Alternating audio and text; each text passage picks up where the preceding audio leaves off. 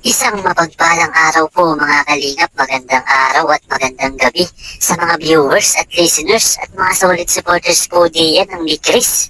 At mga kababayan po nating OFW na patuloy na sumusuporta, mega love shoutout po. At kung bago ka pa lamang po sa atin pong munting YouTube channel, pa-like and share and subscribe na po at pindutin ang notification bell para update po tayo sa atin pong ilalabas na video. So yun mga kalingap, may panibago na naman po tayong pag-uusapan. Mikoy, pinanghihinaan ng loob. Nako, bakit po kaya at patungkol po saan?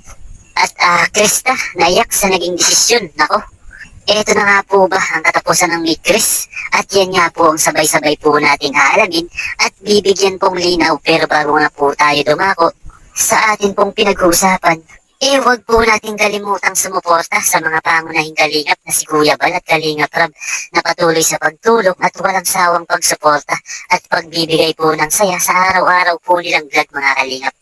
At patuloy nga po natin silang suportahan sa kanilang pag-charity vlogs at paggawa po ng beneficiary nang sa ganon mga kalingap, marami pang tao ang matulungan, lalong-lalo na nga po sa mga taong nangangailangan. At paalala po mga kalingap, pakitapusin po muna ang kabuuan ng video bago tayo magbigay ng opinion at komento. At so ayun na nga po mga kalingap, muli na po tayong dumako sa atin pong pinag-uusapan patungkol nga po sa naging hinain po dito ni Mikoy po natin. At Krista, sobrang nalungkot at maaari na ba talaga na mawala ang ni Chris po natin. Pero bago nga po yan, atin po munang alamin. At so panoorin po natin ang naging salubin dito ni Kalingap Mikoy. Pero ito na nga lang po. May panibago akong pakiusap sa inyo. Sana po makarating din sa mga kasamahan natin. Kasi hindi na po maganda yung nangyayaring hindi na po maganda yung nangyayari ngayon. Even si Kalingap Rab, pwede ko ba sabihin? Oo. Even si Kalingap Rab po, sa nangyayari ay napanghihinaan na po. Sa nangyayari, nagkakagulo na po. Tulad nito, itong premiere ni Julian, na dapat sana masaya ang comment, masaya ang lahat. Ang nangyayari, nagbabangayan. Ang magkakabilang grupo, di ba? Humihiling po sana ako na humihiling ako sana na kung nandun na kasi yun given na yun may mga basher talaga tayo may mga basher talaga tayo nagpapanggap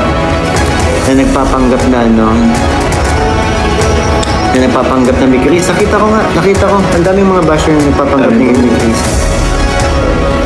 And so yung kabila galit kasi napagsabihan yung sinusuportahan nila. Thank you po sa nagpakulay Mama Maricel Cal. Nagalit dahil hindi nagustuhan yung mga sinabi ng basher na nagpapanggap na may Chris doon sa sinusuportahan nila. So anong nangyari, ito naman supporters ng kabila sumagot, which is tinitira ay kami. Kasi yung nagpanggap yung basher na nagpanggap ng may Chris ang tinitira. Kung sino man yung sinusuporta ng kabila.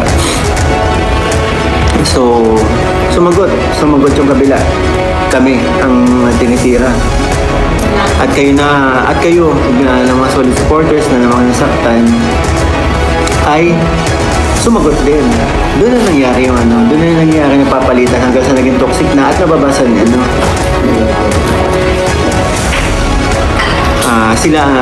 ito po hindi ko nilalahad. Alam ko naman din yung mga para lang din po sa mga para lang din po sa mga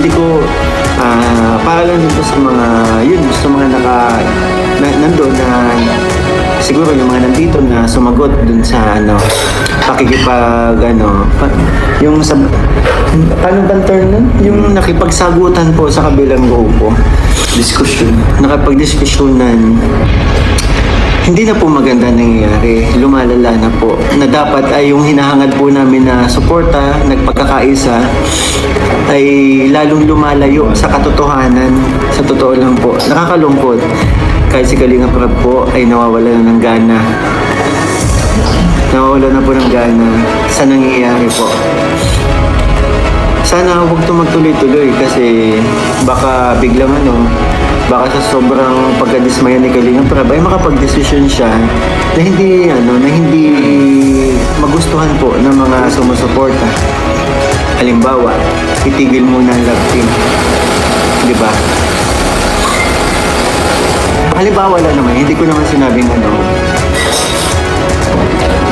Ano mo, may magtumandong dapat ni Jesus sa kanila. Hindi niyo ako kailangan utusan. Laro yun eh. Hindi ako tumakbo sa habulin ko si Krista. Naglalaro tayo, hindi porky partner ko si Krista. Lahat ng games yun eh. Hindi porky partner, kalabting ko or katabding ko si Krista, siya yung habulin ko para yan, no? Kaya tuloy, nung nag-vlog kami, walang Oo. nakasama. Kasi yan ang iniwan. Oo, gano'n na lang. Di ba? Naglalaro eh. Pamilya kami as Kalingap. Hindi kami magkakilala kami, pamilyang turingan namin. Hindi kailangan ng hindi kailangan mamili or oy, siya yung kalabing ko, siya lang yung yun. Hindi ganun. Close kami. Bawasan mo kasi ang kaangasan. Saan po ako nag-aangas at nagyayabang? Ito na, mga kaibigan ko sabi niya ito sige, pasok lang kayo mga Ako nakikiusap ako. Anong ginagawa ko sa inyo para sabihin niyo maangas ako at mayabang? Anong maangas doon? Sige nga, bigyan mo ako ng halimbawa. Sige, tatanggapin ko ang sinasabi mo kung bigyan mo ako mismo ng halimbawa kung paano ako nag-aangas at nagyayabang. Kilala, listado mo ba ni? Kilala mo ba to? Yung- Sabi ka ng maangas.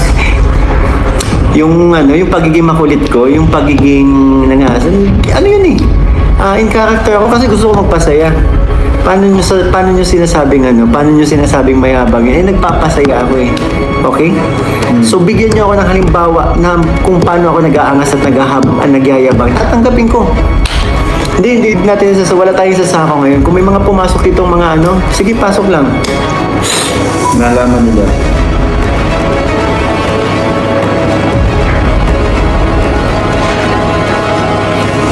Dahil lugod yan, naano na lugod si Galing ako. Ang kabira. Pati yung pati yung character ko sa makulit sa grupo ay nabibigyan ng Sige nga.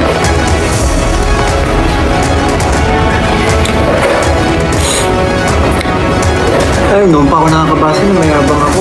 Sa paanong paraan? Paepal? Papansin? Paepal? Paano naman ako naging papansin? Umuunahan daw. Hindi naman ako naglalagay sa At so ayun na nga po mga kalingap, nabigyan na nga po natin ng linaw. At kung mapapansin po natin, nagbigay nga po si Mikoy ng kanya pong sahalubin. At masasabi nga po natin, dahilan po pala sa mga naninira at mga nangbabash sa Migris. Na kung saan nga po, mga naiinggit at kung mapapansin po natin kay Mikoy, apektado na nga po at maging si Krista po talaga dito, hindi talaga maiiwasan na mabahala at malungkot po sa mga nangyayari. Pero ganun pa man mga kalingap, patuloy pa rin naman po sila sa kanila pong mga hangarin at patuloy pa rin po sila na lumalaban. Na kung saan nga po, dito pa po sila nagiging matatag at siya nga po pala mga kalingap, ano po ba ang masasabi nyo sa Migris po natin at ano ba ang mas magandang gawin at i-comment lang po natin sa baba ang opinion po natin at maisa-isa po natin yan mga kalingap.